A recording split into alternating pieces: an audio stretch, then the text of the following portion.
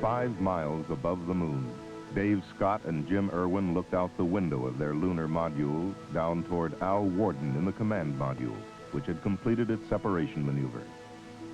Beneath them, the 15,000-foot peaks of the lunar Apennine Mountains. Soon they would fly low over those peaks on their way to a landing in a little valley in the mountains of the moon.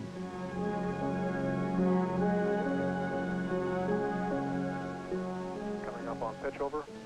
P64. Okay. Band LPD. LPD. Coming right.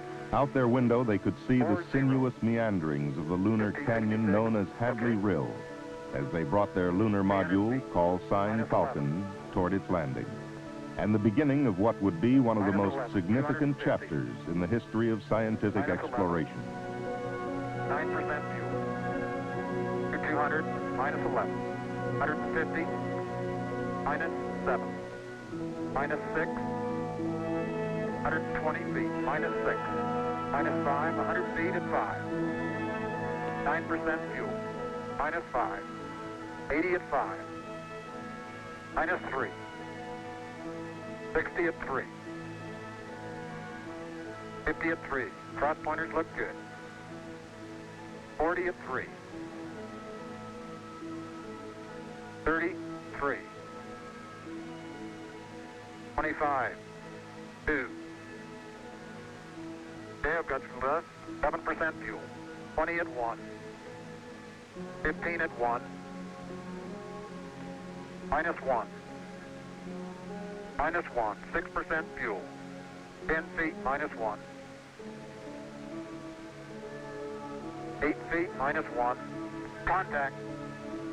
Bam. Okay, Houston, the Falcon is on the plane at Hadley. Roger, roger, Falcon. No denying that, we had contact. Houston, the Hadley base here. Tell those geologists in the back room to get ready, because we've really got something for them. Scott and Irwin were located on an undulating plain situated between the Apennines and Hadley Rill, an area selected by the scientists as being one of the most geologically significant sites on the moon. Okay, overhead hatch is open and latch. 2 hours after touchdown, Dave Scott stood up in Falcon's upper hatch to survey their landing area. Oh boy, what a view. I can see Pluton and Icarus. As Scott stood describing the craters and mountains, we on Earth perhaps did not yet realize the scope and extent of the coming mission. Aboard the lunar module was a small dune buggy-like car called the Lunar Roving Vehicle, or just plain Rover. The astronauts would travel miles in collecting samples and placing and conducting experiments. There are no sharp, jagged peaks. There are no large boulders apparent anywhere. They would observe the layering of the lunar terrain, most clearly seen in the formation 14 miles to the south, called Silver Spur. This layering, later to be observed in the mountains and the rill, gives scientists a direct look at the structure of the moon and a deeper insight as to the significance of the collected samples.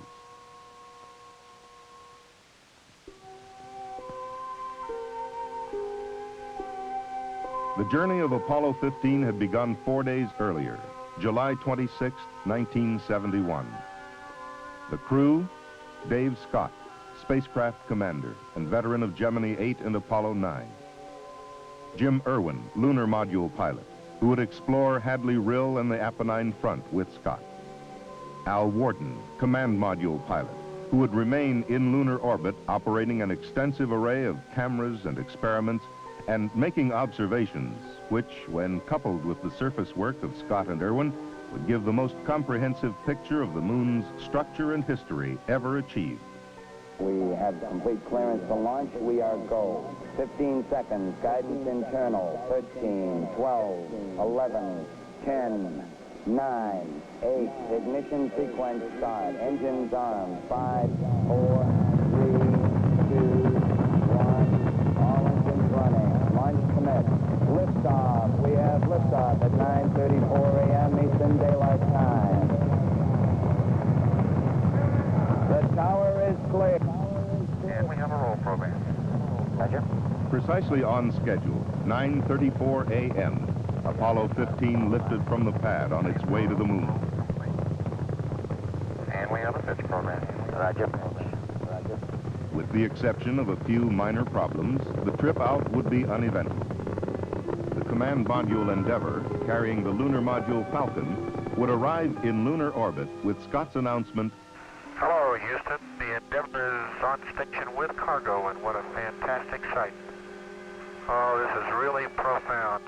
I'll tell you, this is absolutely mind-boggling up here. Gentlemen, I can well imagine that a foreign planet must be a weird thing to see.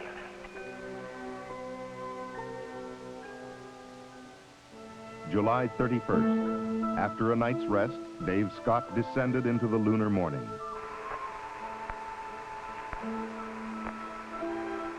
Okay, Houston, as I stand out here in the wonders of the unknown at Hadley, I sort of realize there's a fundamental truth to our nature. Man must explore. And this is exploration at its greatest.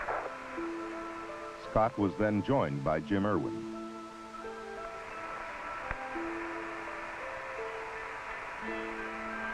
Oh boy, it's beautiful out here.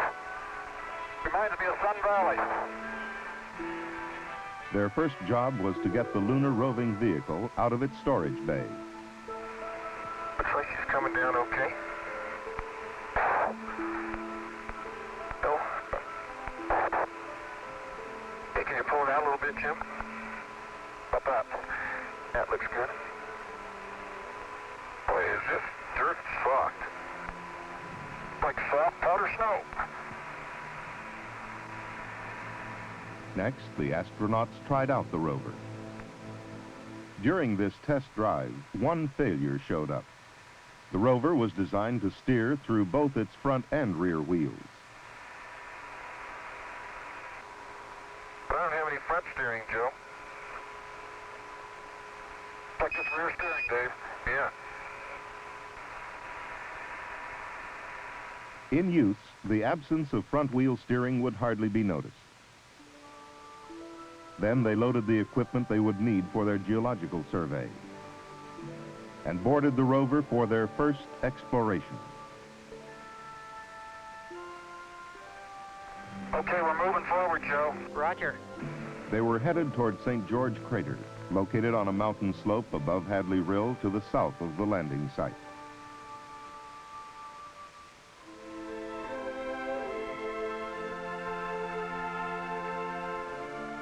Hang on. Man, this is really a rock and roll ride, isn't it? There would be a stop to collect samples at a smaller crater called Elbow, then arrival at the base of St. George, and a look into Hadley Rill. Oh, look at that. Oh, look back there, Jim. Look at that. That's beautiful. That is spectacular. This is unreal. The most beautiful thing I've ever seen. Scott then adjusted the television antenna on the rover. A 250,000 miles away, in Houston's Mission Control, a flight controller operated the television camera mounted on the rover. Scientists and engineers on Earth could directly monitor the lunar exploration. And those of us at home watching on television felt like the third astronaut on the moon. That looks fairly recent, doesn't it, Dave? It sure does. Okay, now we got the fillet, we got the soil, now we need to sample the rock. Yeah. The astronauts began to collect samples and photograph the area.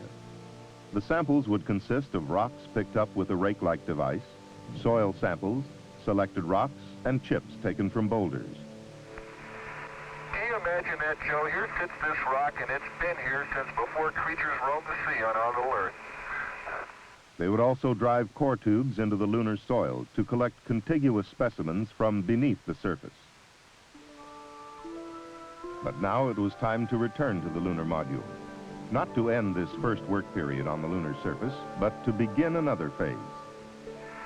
I can't believe we came over those mountains. We did. It's just a beautiful little valley. Yeah, those are pretty big mountains to fly over, aren't they?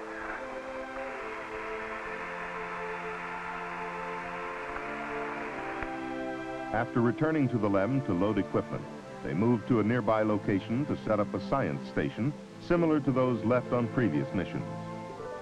With the establishment of these experiments, a network of scientific stations was achieved which would allow triangulation of events and give us the ability to locate precisely the origin of lunar events. As they worked, one of their instructions was to throw the packings as far as possible from the site. Dave Scott. I'll give you a demonstration here, Joe. Roger, right on. Here, Joe. Spectacular demonstration. Oh, well, enough of that. Lovely. What was that a demonstration of, by the way? It started out to be of gravity, and it wound up being of centrifugal force, I think. Using an electric drill, Scott sank a tube into the lunar soil, into which a probe would be placed to measure heat flow in the lunar material. The difficulty in drilling would delay placement of the second probe until the next day.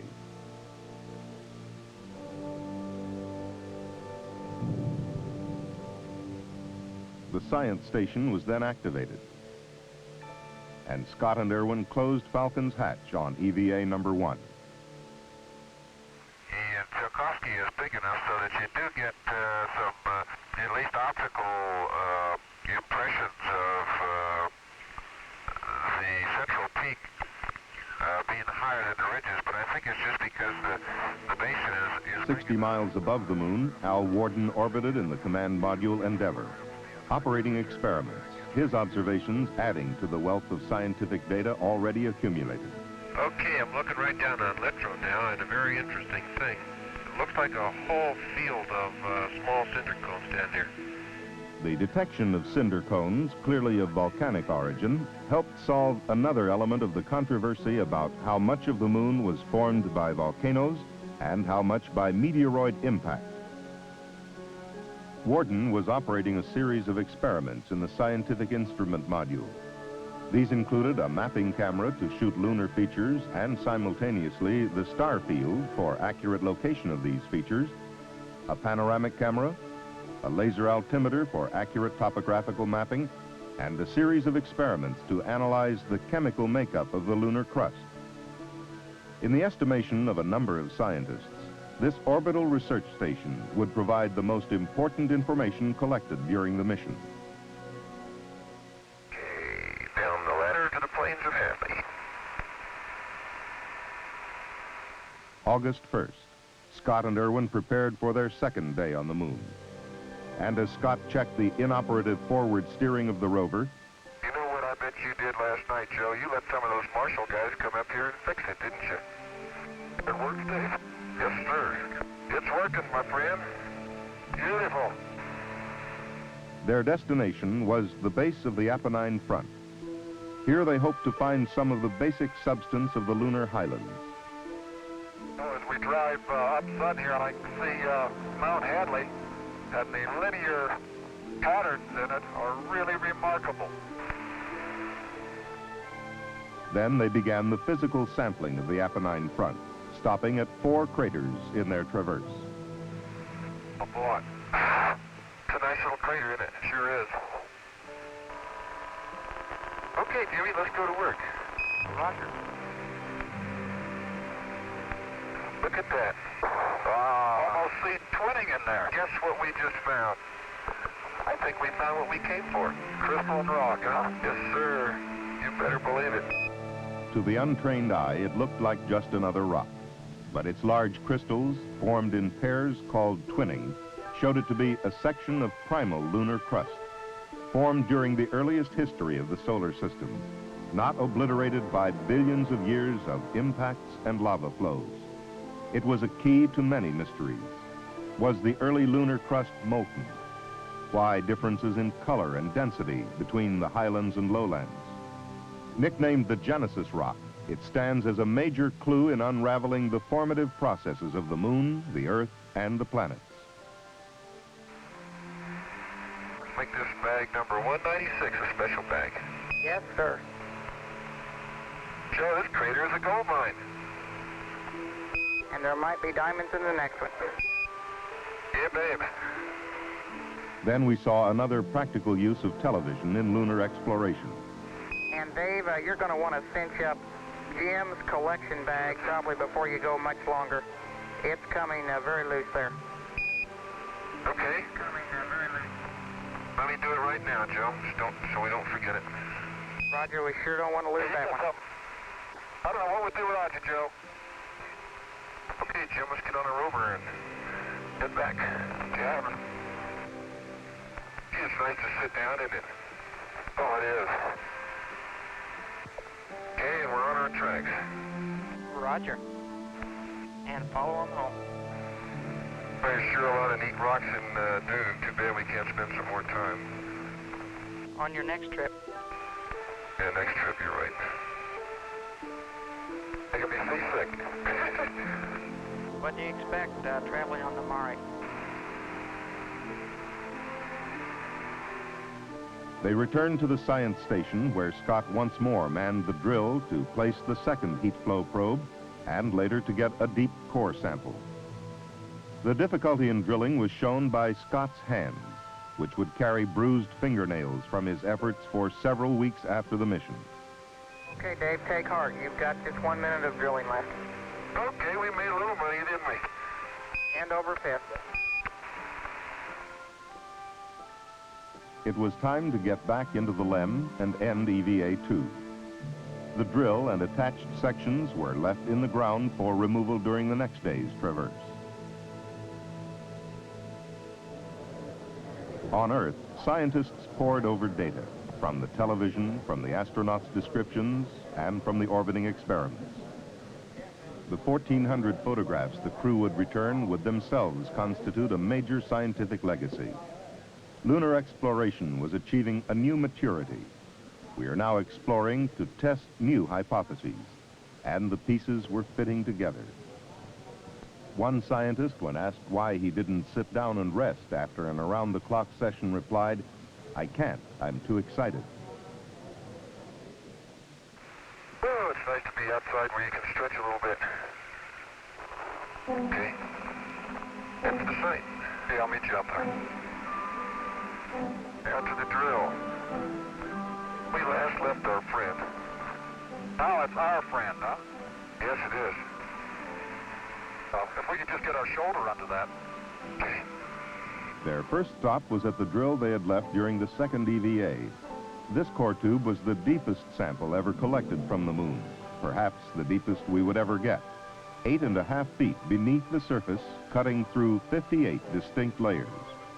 This would not only tell us more about the lunar structure, but contained in this soil were traces of particles emitted by the sun billions of years ago, which would give us a clue to the early years of the solar system. But now it was time to leave the core tubes to be picked up later and head west-northwest to the rim of Hadley Rill.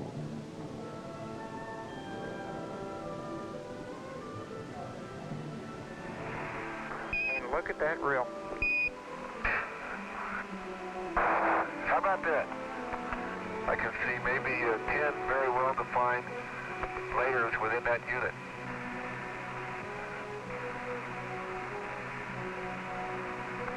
Hang on. Yeah. All right. Yeah.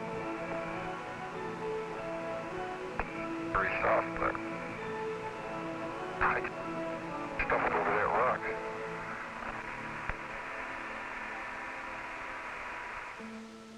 Then Scott and Irwin descended a short distance over the rim of Hadley Rill to get a piece of one of the large blocks thought to be lunar bedrock. A big rock there. Sure is. Let's go down and get a chunk of the bedrock here. Get a little closer so you get that big chip out of there. Boy, what a rock. Getting ready to move out, Dave? Yep. Yeah. Something here for the next guy.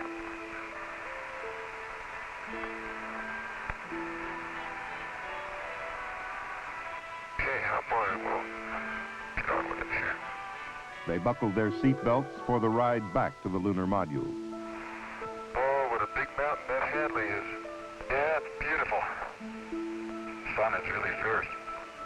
Oh, look at the mountains today, Jim, when they're all sunlit. Isn't that beautiful? It really is. By golly, that's just super. You know, unreal. Dave, I'm reminded of a favorite biblical passage from Psalms. I look unto the hills from whence cometh my help. But of course, we get quite a bit from Houston, too. After a stop to pick up the core samples, they returned to the LEM to close out their final traverse. But first, Scott would make history, canceling a stamp on an interplanetary envelope. I'm very proud to have the opportunity here to play postman. What could be a better place to cancel a stamp than right here at Hadley Rill? Then a demonstration of a classic experiment. Well, in my left hand, I have a feather.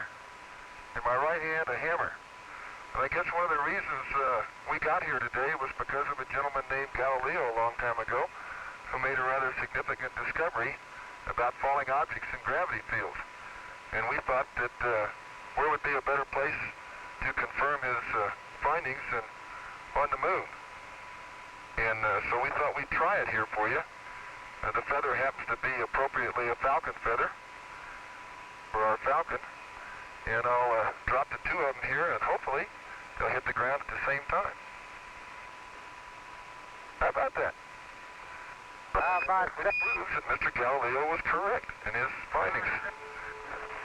Finally, Scott drove the rover away from the LEM so that its TV camera could pick up a picture of the coming liftoff. As the space poet Reisling would say, we're ready for you to come back again to the homes of men on the cool green hills of Earth. Thank you, Joe. We're ready too. But it's been great. 171 hours and 37 minutes after they had lifted off the planet Earth, Scott and Irwin would lift off its sister planet, accompanied by a musical salute they themselves would provide from a small tape recorder on board. Good liftoff, automatic.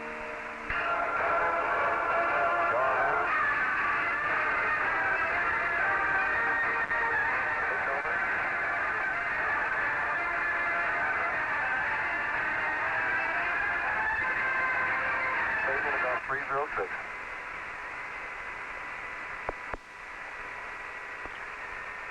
Hey, good smooth ride, Ed. Almost sounds like the wind wrestling, doesn't it? Oh, what a view of the rill, huh? Boulder tracks coming down into it.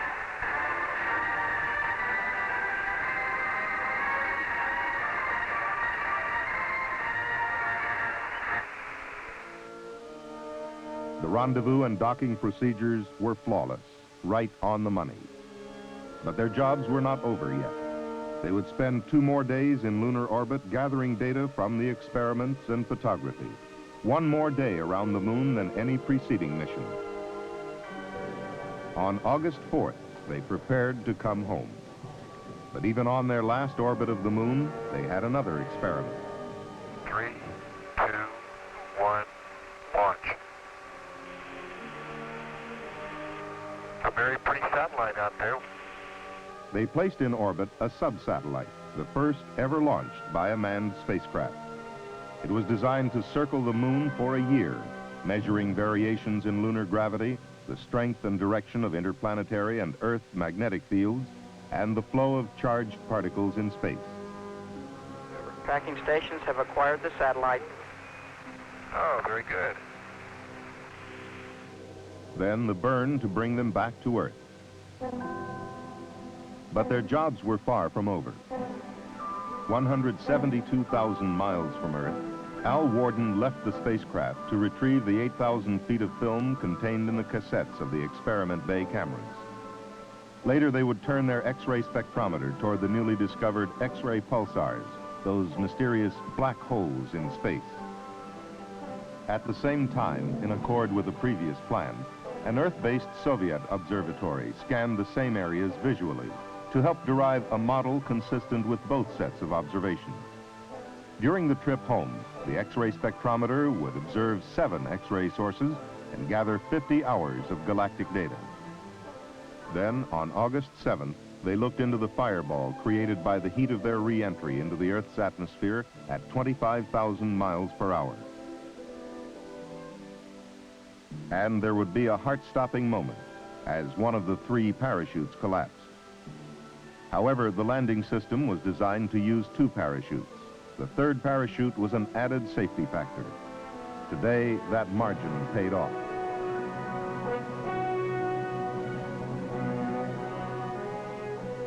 The success of Apollo 15 had been spectacular. The scientific results had been almost unbelievable. In the words of one scientist, a 5-for-1 mission. Yet while we rejoice in our success, we cannot afford to forget the sometimes painful efforts that gave us these achievements. Spacecraft Commander Dave Scott. I think many people have contributed to this pinnacle we've reached. Some have contributed more than others, and we know of 14 individuals who contributed all they had. And because of that, well, we left a small memorial on the moon. About 20 feet north of Rover 1, in a small subtle crater, there's a simple plaque with 14 names.